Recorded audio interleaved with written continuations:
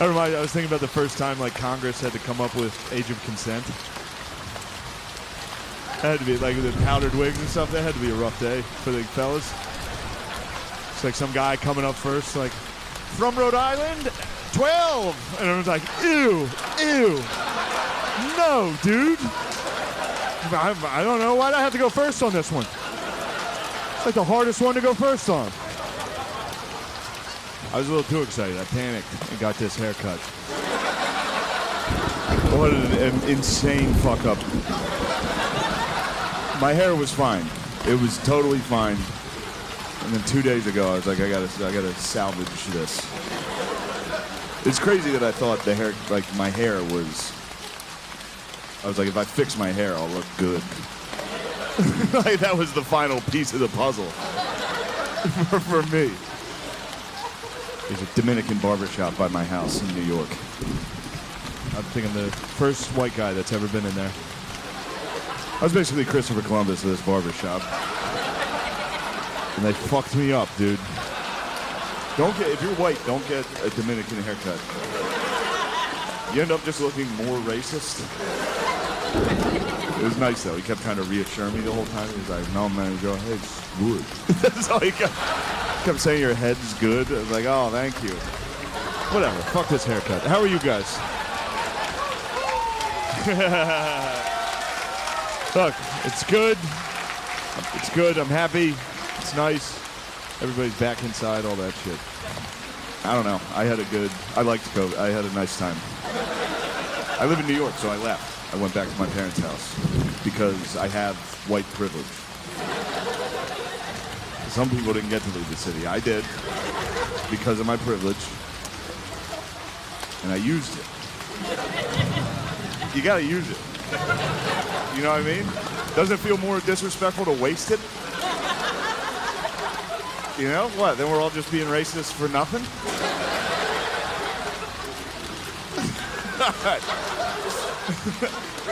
But no, it's good. I went home. My parents, I haven't lived with them in over 10 years. They got old. They're old as fuck. They have milk though. I'm back on milk. I've been fucking crushing milk lately. I got fucking milk fat this year. It's a weird time in life to have a milk renaissance. It's 33. But it was nice. I think my favorite part of the year was I got to watch my dad watch the news. It was a rough year for my dad and the news. He's a Fox News guy. Yeah, it's fine. Also, I see you guys. Most of you have Fox News dads. How dare you deny your fathers? That's a good dad. I don't watch Fox, but that's a good Fox News mom? That's bad. You don't want a Fox News mom. That's a bad mom. She smokes in the house. But a Fox News dad, that's a good fucking dad. Can you imagine if you had a fucking MSNBC dad? There's some guy every night at dinner like, we need to start focusing on renewable energy. It's like, ew, dude, I didn't know dad was gay.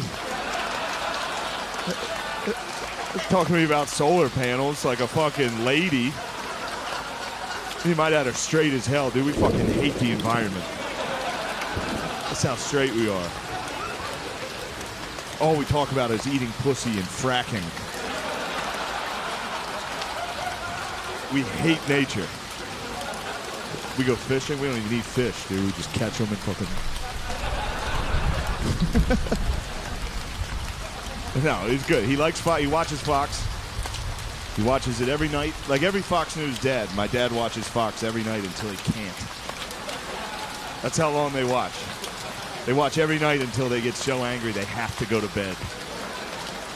My dad will watch for like 2 hours, and then out of nowhere, he'll just stand up and be like, fucking Mr. Potato Head's trans? I'm going to bed. This world's going to hell. He's all about it, dude. He loves it. Like every Fox News dad, my dad watches Fox with one goal. He's just trying to get one fact. That's all he's doing. He's sitting there, he's trying to retain one piece of information that he can then relay to whoever's unlucky enough to enter the living room while he's watching. And you'd think it'd be easy to get one fact, but every once in a while there's like a commercial for like a commemorative 9/11 gold coin. Just fucking wipes their hard drive. All right, what was I watching? I gotta get one of those. I gotta get my hands on one of those patriotic coins.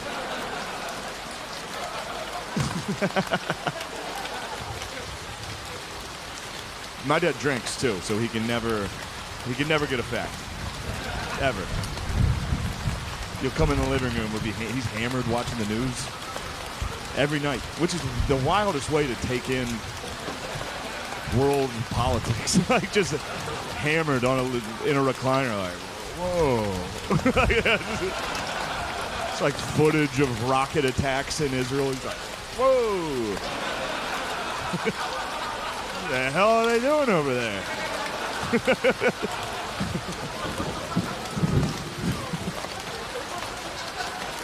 What's these guys' problem? But he can never get a fact. Like he tries. He uses Fox News as like a PowerPoint for what he's trying to say. Like everyone, like we'll be eating dinner and like Hannity will be saying something. He's like, see, that's what I meant. Look at that. That's me talking. I can't say it that good. He can never get a fact. You'll walk in the living room. He's been watching the news for 3 hours. You'll be like, all right, what's going on in the world? He's like, you want to know? I'll tell you. Fucking Nancy Pelosi's a bitch. It's like, all right. Settle down, dude. It's like, that was the news that's the news every night from my dad. They're just like breaking. Did you know Nancy Pelosi's a bitch? I was like, yeah. I had a feeling. But like everything they say, he agrees with. He's all in. I realize like Fox News is basically black church for old white dudes. You know what I mean? Like literally everything they say, my dad just sits there like, mm-hmm. Yes, preach, Tucker. Every once in a while he gets hit with the Holy Spirit while he's watching it. The Holy Ghost visits him. He's just like, oh, Lord, build a wall. Can I get a wall? He needs a wall. My dad needs a wall. For a guy who lives in central Pennsylvania, securing the southern border is like oddly important to him. I don't know what he's worried about. Like he's gonna lose his job? You know? Like some guy from Honduras is gonna walk the whole way to Pennsylvania, just slam a resume down on my dad's boss's desk. So you're here for the sales position?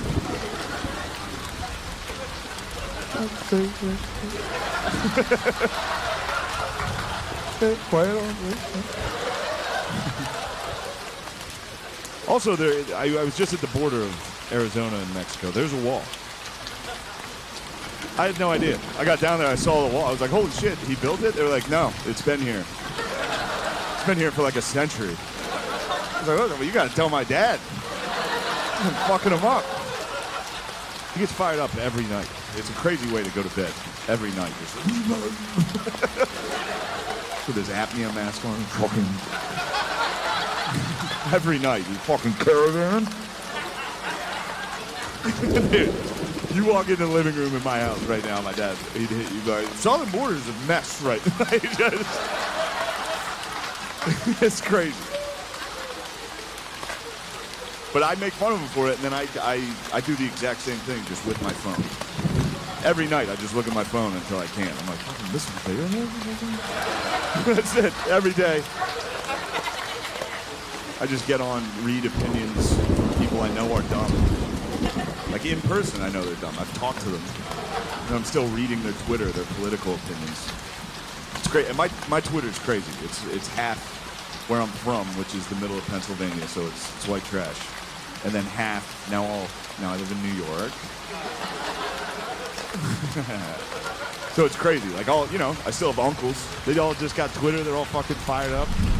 They're having fun, dude. They all have like 0 followers. They just tweet into the void.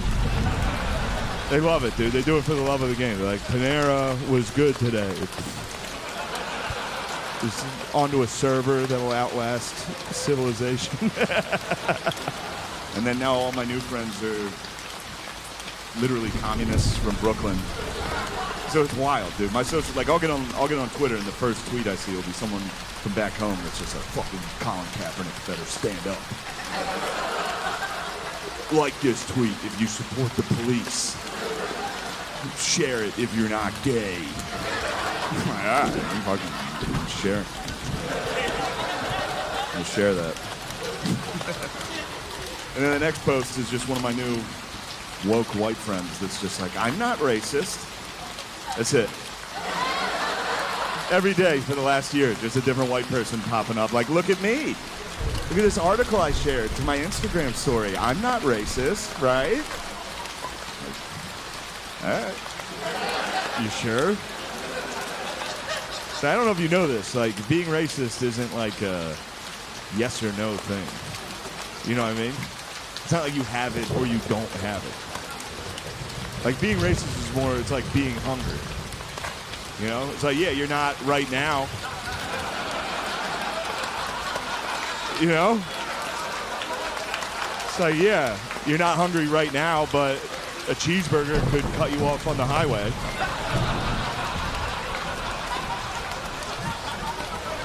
And you get hungry. You were hungry all day.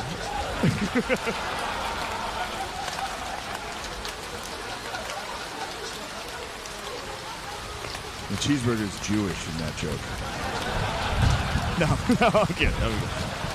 The cheeseburger is whatever type of cheeseburger you thought it was. In your racist heart.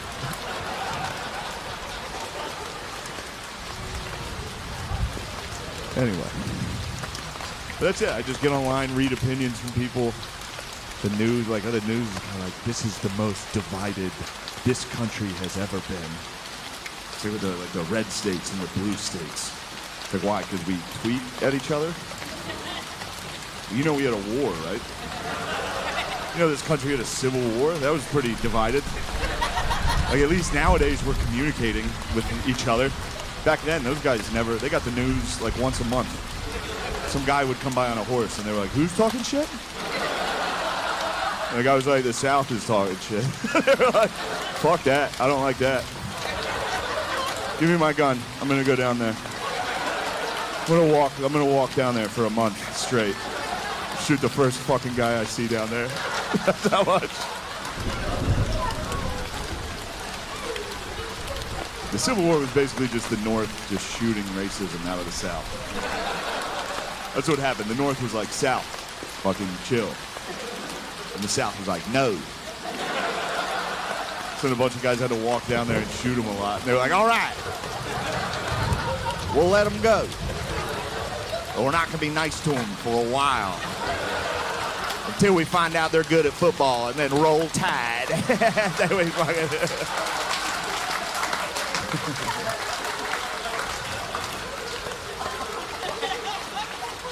Hey, roll damn tide. I don't like Alabama football. I just watched this documentary on Alabama football. It's great. It's about, well, I don't know if you should say it's great, but it's about Alabama football. It's about when they desegregated their football team. So up until this point, Alabama football was just white. All right? And everybody down there was pumped on that. They would pack the stadium. Everyone would be like, look at all those whites running around, catching it. And look, I'm not knocking them too hard because I still have a little bit of that in me. You know, like if a white guy catches the ball on Sunday, I'm like, oh shit, go, go, go, go, go, go. Ah, they got him. They got him. It's a tough run, a smart run. Heads up run there. But no, they took it too far. And so the documentary focuses on that. It focuses on Bear Bryant. Bear Bryant, legendary head coach. He was the head coach that brought the first black players onto the team. So the whole documentary is like celebrating Bear Bryant. They're like, fucking way to go, Bear. You did it. What a hero. And then you find out it was 1971. Yeah, well, a little late for high fives on this one, fellas. Holy shit, 71? Like, we had been to the moon. There were literally people on the moon before Alabama had black guys in their secondary. Does anyone understand? There were white corners. White cornerbacks. You understand how preposterous that is? Some of you are too young to have ever even seen a white corner. They're extinct. They don't exist. There's two left at the San Diego Zoo. And they won't reproduce. You'll never see a white corner. But that's what happened. It wasn't like, the reason they desegregated the team, that's what the documentary focuses on, which is great, because it wasn't like, oh, hey, fellas, it's 1971, maybe we should get with the times. What happened was Alabama scheduled USC, Southern Cal. Alabama was confident. They're like, oh, white boys will take on anybody. And then USC came down to Alabama with a bunch of black dudes from LA, just beat the fuck out of Alabama. And then after the game, Bear Bryant gave like a speech, and he was like, hey, y'all, come on. That was it. That's all it took. Everybody down there was like, yeah, we get it. We'll be less racist. It means we can win. What? That's what it is. Like, as big as racism is in America, football.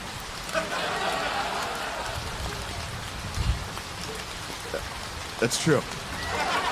That's true. Look, there's a Disney movie, Remember the Titans, dedicated to what I just told you. The whole point of that, dude, that was one high school football season. Remember the Titans was like, it was 8 weeks. You know, that whole town went from like centuries of like, don't let them in our school, to just like, oh shit, the high school team's 4-0? Those are my brothers.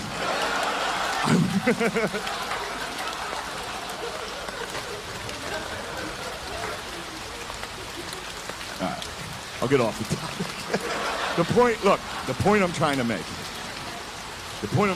if you want to get rights in America, you just got to put together a good football team. You know what I mean? Like, if the transgenders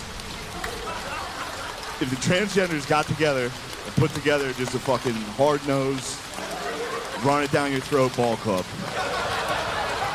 If the trans is just 3 yards in a cloud of dust of transgenders. If the trans community could just somehow upset Alabama, everybody down there tomorrow would be like, those are some tough bitches, actually.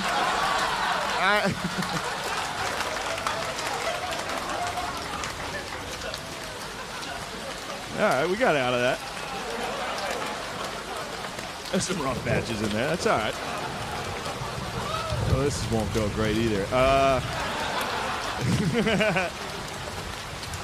You know how like every show and movie now is like a remake of something?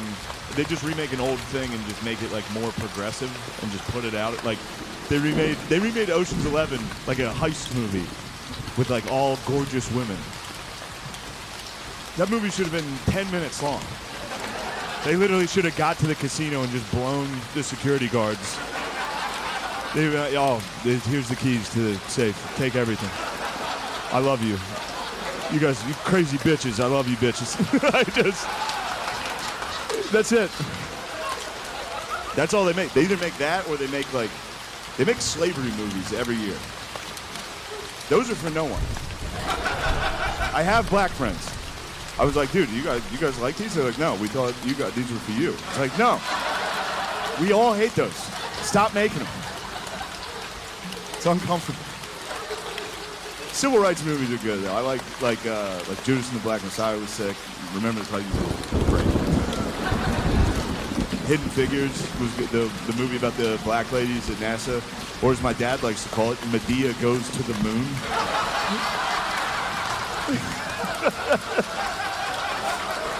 And look, that was him that said that. He said that. As soon as he said it, I was like, what did you fucking say? You don't talk like that.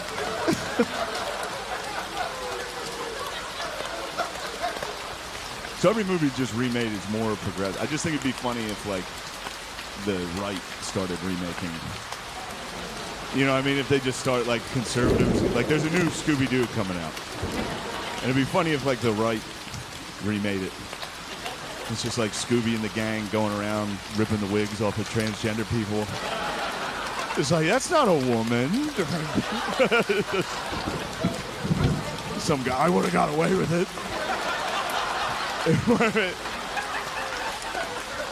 We solved the case of the Starbucks ghoul.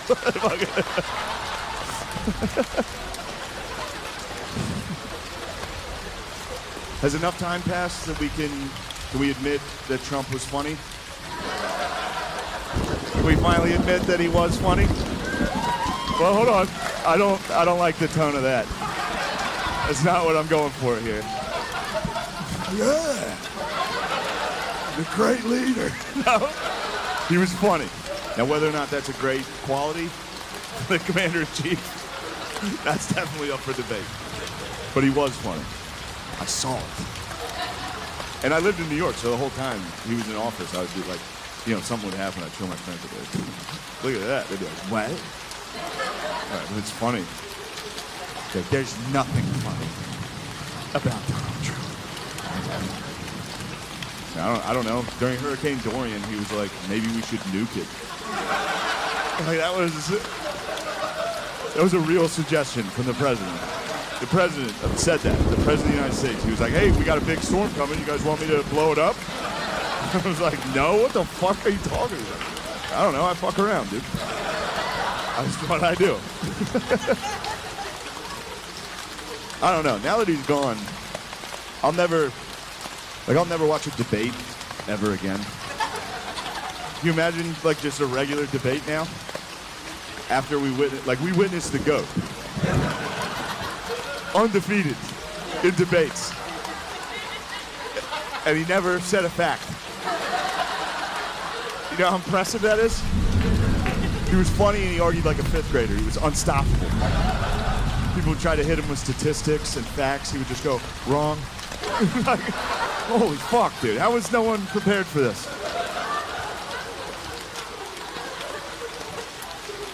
Go back and watch those debates. You forget how electric that shit was. Don't tell your friends in Austin. They'll be mad. Just get a six-pack, toss on a Trump highlight video on YouTube. Good night, dude. I went back. I watched his first debate. That's like my favorite one. At the time, Trump was polling at like less than 1%. Like no one liked him. If you guys like him now, you didn't back then. And I know that because I watched my dad. My dad at the time, he would like, anytime Trump even came on TV, my dad would be like, get this fucking joker. Get him off the fucking screen. And then now my dad's like, yeah, fucking guys can't go to the Capitol? He's like, guys can't have fun anymore? He's like, and it was because of the debates. That's what did it, dude. That's how we got Trump, these debates. And the first one is the best one. So it's a Republican primary, everyone's up on stage. And they're all still doing their political shit. So, like, the first couple guys that talk are like, I'm from Kentucky, and I love education. And the crowd's like, nice. We didn't know what was coming. And the next guy's like, I'm from Georgia, and I love religion. And the crowd's like, pretty good. This is a good one. This is a heated debate. And then it finally got to Trump's turn to talk, and he was just like, Rand Paul is ugly? And the whole crowd was like, oh! We didn't know you could do that in this. You can just do that as your thing. And Rand Paul was like, all right, everybody, settle down. We're trying to have a debate here. And the whole crowd was like, shut the fuck up, Rand Paul. Ugly bitch.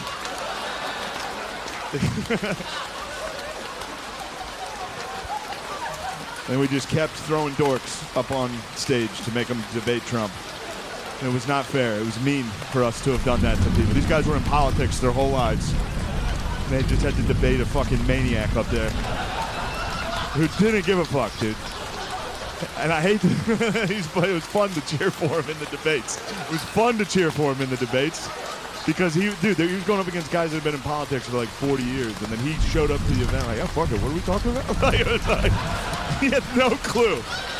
Every week he had no fucking idea. There's one debate he's like in the middle of it going back and forth about the economy with Ted Cruz. They're literally talking about the economy, and in the middle of it, he's just like, Ted's wife, ugly as a dog. Like, dude. Holy shit, dude. And Ted was like, I'm from Texas. You don't talk about a man's family like that. You've got a dog wife, Ted. It was like, everyone knows.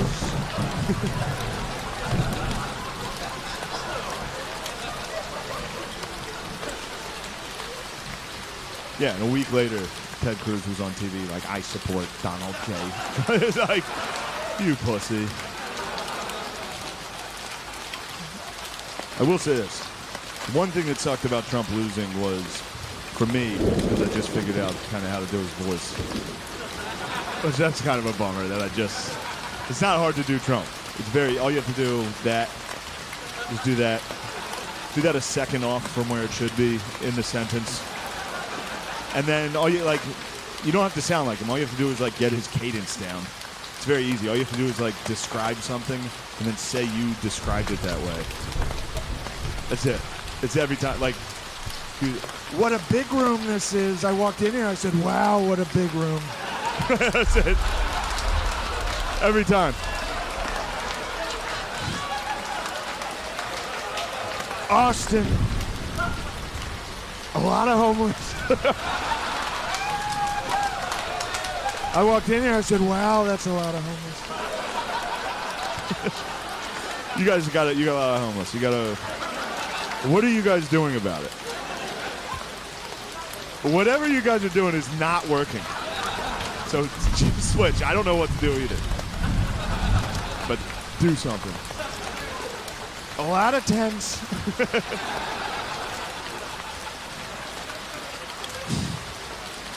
Why?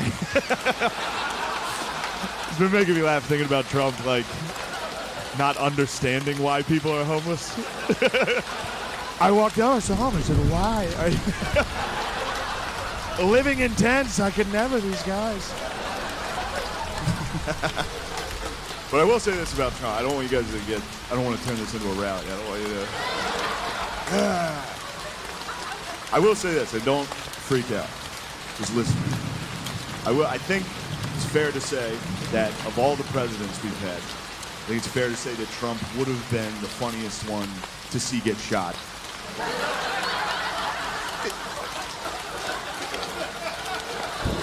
You know? Yeah, dude, the Patriots got fired up on that, dude. I was having fun at this show. No, look, I didn't even say it would be funny. I said funniest. It's a huge difference. Technically, there's a funniest of everything. There is. It doesn't make it funny, but there is, like, think of the worst thing you can think of. There's a funniest one. I'll go first. I'll think one. School shooting. None of those are funny. Zero funny. But maybe there was one where, like, the horse girl in the class, like, could sense something was coming. You know what I mean? And they were like, what's wrong? And she was like, like, you know?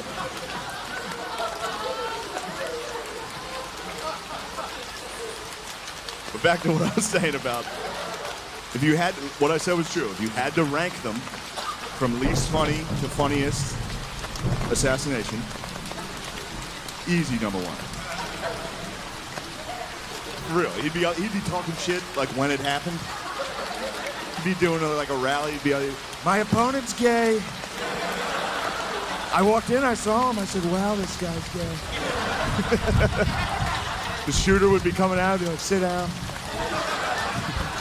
You're gay. Get hit. He'd definitely make a funny noise into the, like he'd get hit, be like, and fall. He'd fall funny.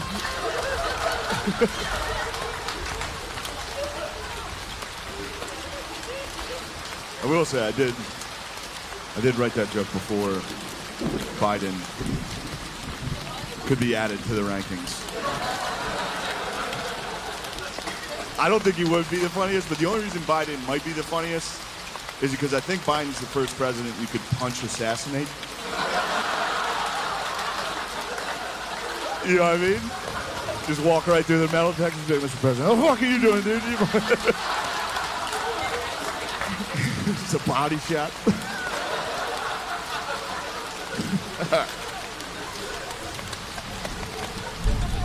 My dad, that joke. My dad. Can't we talk about killing presidents? I'm like, what about Biden? Like, yeah. My dad, he's a good guy. He's an alcoholic. But he's good. He's a good alcoholic. He's not hurting anybody. But every once in a while, he always has an excuse while he's drinking. That's what's funny about it. Like, he can never just get hammered and be like, yeah, I got fucked up. Like, it's always, like, you'll see him on, like, a Monday. You'll be like, damn, it's Monday? You're getting fucked up? He's like, it's fucking Monday Night Football. Have a couple drinks. Jeez. You'll see him on, like, a Tuesday. You'll be like, damn, it's Tuesday? You're getting fucked up? He's like, it's fucking, there's no football.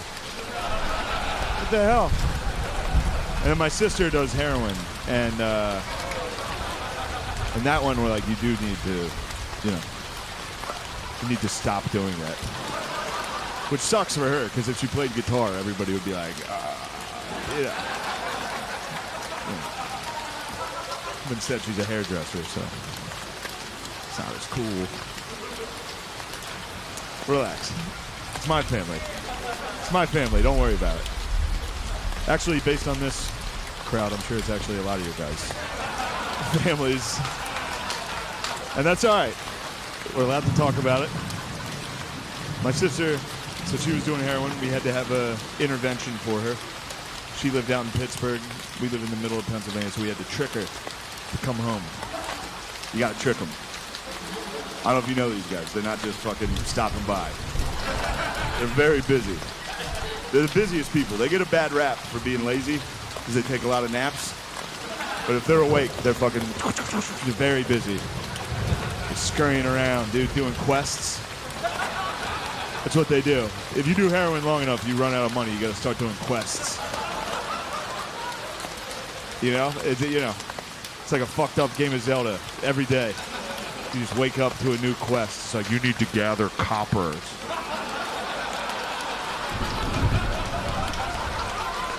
Find a scrapyard.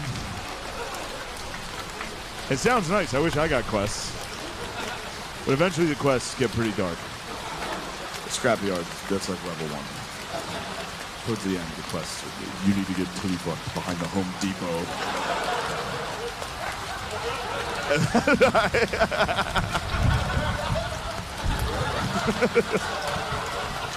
That's when it's time for a change. So we had to come up with a plan to trick her, come home for the intervention. The plan we came up with was we told her that we had won tickets to go to Six Flags. And it worked. She called back. She's like, all right, I'll be there. She got on the first bus. It's like a 7-hour bus ride. It's nothing to them. Nothing. If you take heroin, every bus is a bullet train. It's a 5-minute ride, tops. Anyway, so the plan was pick my sister up from the bus stop, not take her to Six Flags, take her to a hotel where we're going to have an intervention. I didn't want to start the intervention with like a lack of trust, so I took her to Six Flags the day of her intervention. That day, she and I went to Six Flags together. And I thought that was a nice gesture, but it turns out intervention is supposed to be rock bottom. You know what I mean? Like, intervention's supposed to be the worst day of your life. Not like you're tired from easily the best day. Humanly, she took heroin and rode roller coasters. It was impossible. We sat her down, we're like, you better fucking change your life. She's like, oh, I'm going back tomorrow. We're like, no. And I was with her. She was fucked up. If you know anyone from Pittsburgh, you know what she was wearing. She was wearing a Steelers jersey and pajama pants. Steelers pajama pants. She dusted off her finest Heinz Ward for the occasion. So we get in there. There's a water park there. We didn't know. They added that. We haven't been there since we were kids. We get in there. There's one of those water slides. It's just like a fucking straight drop. Like no sides on it, no raft, just by yourself. She looks at it. She's like, I want to go up on that one. I was like, yeah, all right, yeah, fuck it, you know? I knew she was going to rehab like that night. So I was like, yeah, get this one, man. You're about to have a rough couple months here. This is gonna be. Also, I figured they would stop her. She was wearing a Steelers jersey and pajama pants, trying to get on a water slide. All they did was make her take her fucking Crocs off. They're yellow Crocs. So she's climbing up this ladder. She gets to the top of this fucking giant water slide. And you know how, like, when it's your turn next on a water ride, you gotta, like, lay there in that water and, like, wait to go? She nodded off. She took a nap up at the top like a Dracula, laying in front of some high school lifeguard that's like, ma'am, it's your turn. He just sent her down, dude, asleep, just flying down this thing, dude. There's a ramp at the end. She hit her. We all got to watch her wake up in air. She did the whole fucking. You know, I don't know how that wasn't fucking rock bottom. It's like you woke up in air. Anyway, don't be sad about it. She's good. She did go to rehab, and that's good. Yeah, she's done. She stopped using it. She's sober. She's all good. She's 2 years clean. Yeah. It's good. She did get cancer though, so. And COVID. Cancer and COVID.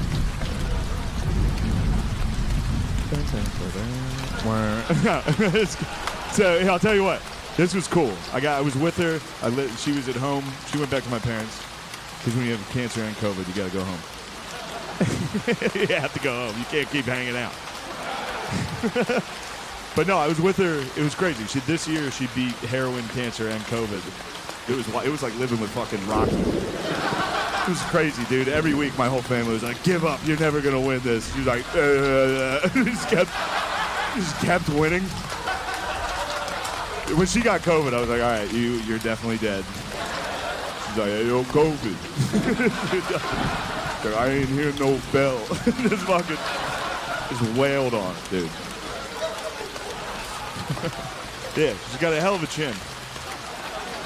Hell of a chin on my sister, and that's what better quality could you ask for in a human?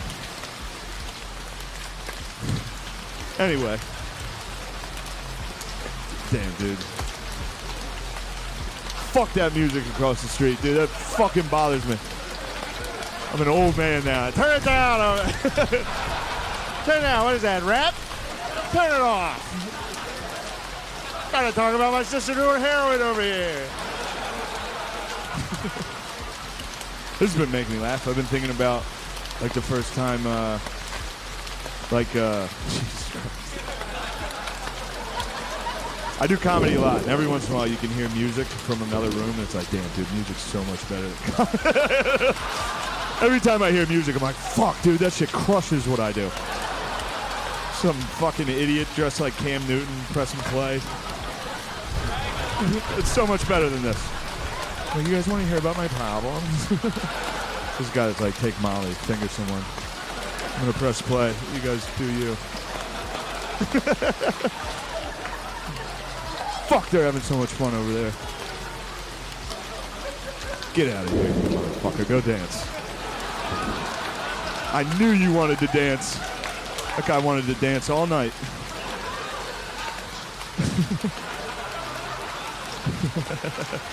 All right. I like my family. It's a good family. I had to go to my niece's 7th and 8th grade girls volleyball match recently. No, I'm kidding, dude. Shut up. Just relax. I don't want to fuck kids. But if you ever want to get out of something, that's all you have to do. Like, if your friend, like, do you want to come to our son's t-ball game? Be like, what grade are the kids in? And then no matter what they say, go, oh. 4th? Yeah. No, I went to this fucking kids volleyball match. Can we knock it off with volleyball shorts on little kids? It's weird. It's gross, dude. Just get them gym shorts. That's all. That's all. No, dude, it's gross. Because then, you know, it's just me and the other uncles up in the bleachers, kind of making eye contact with each other. Like, bro, are you seeing this?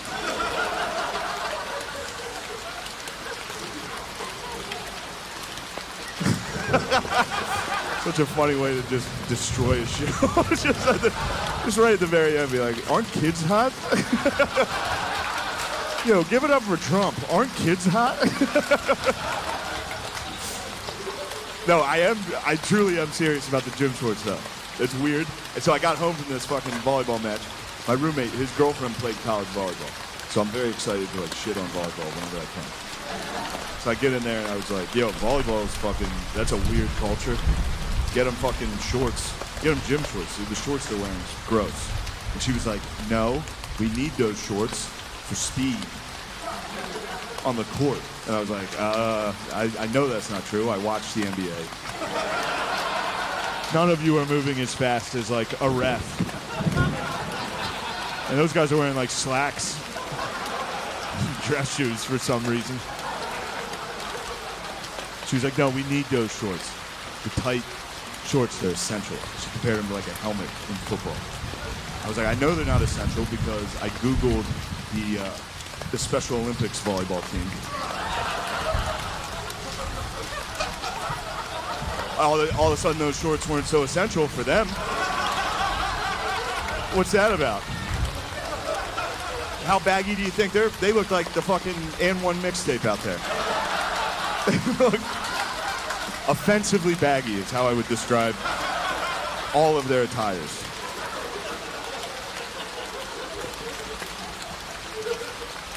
We're all adults. We all agree the Special Olympics is a good program. It's great. I just feel like the guy who came up with it had to be like a real risk taker. You know what I mean? That's a wild thing to suggest for the first time. Some guy in a board meeting, like, I got an idea. We should be racing these motherfuckers. Like, what'd you say? Fucking town over said they're the fastest ones.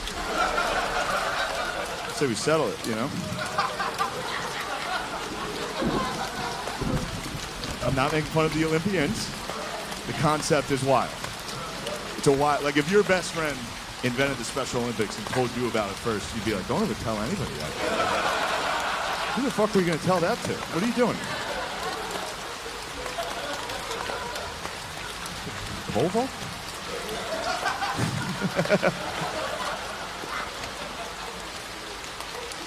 I actually volunteered to coach the Special Olympics for a little while, so, you know, what do you guys do? No, don't clap. Please. I did it for those kids. No, I don't get it.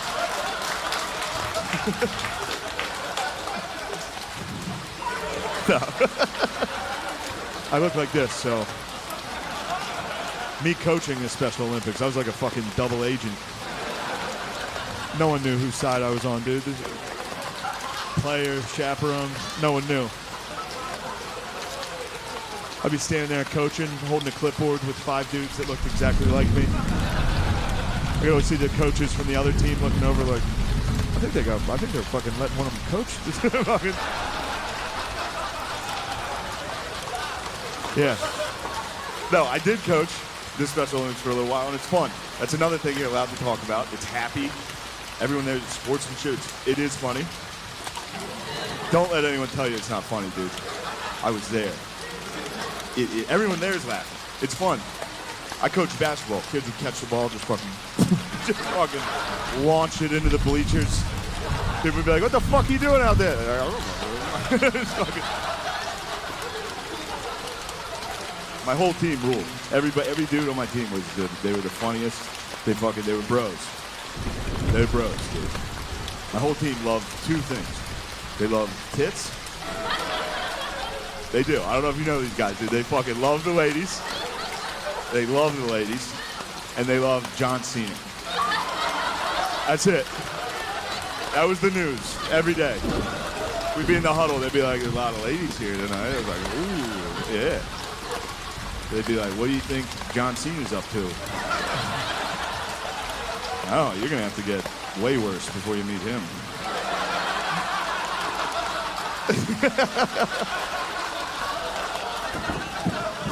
Cena's like the angel of death for those guys. I told my guys, I was like, you see Cena coming, you get the fuck out of there. He's taking souls with him.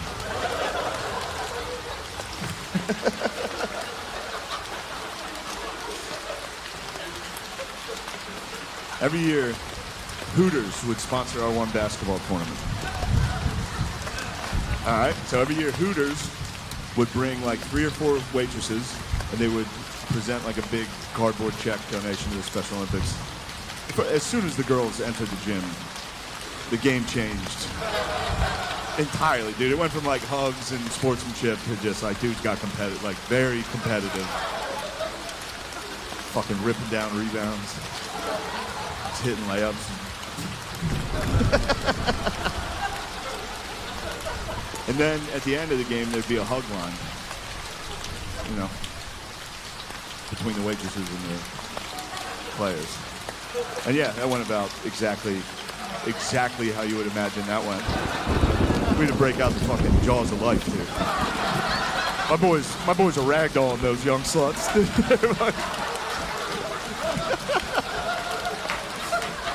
And I'm not knocking the players. They were totally in the right. The girls were hot. The waitresses, like every year, I would sneak into the hug line myself.